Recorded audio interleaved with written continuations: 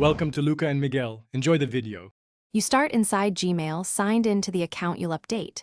Click your profile circle in the top right corner and choose Manage your Google account. This opens the central profile dashboard. Once there, select the Personal Info tab to reveal name, birthday, email, phone, and more editable fields. Make sure you're on the correct account. If not, switch accounts now. This step gives you secure access to the exact fields where personal information is stored and edited.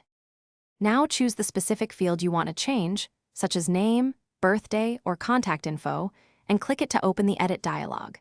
Type your updated information and follow any identity verification prompts. Google may ask for a password or two-step confirmation for security.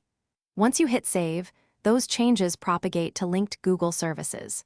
Make sure to review connected apps and recovery options so your new info stays consistent across Gmail, Drive, and other synced products. Finish by confirming the updates within Gmail and in any Google services you use. Reload the page to ensure changes display. If edits don't appear, clear your browser cache or sign out and sign back in.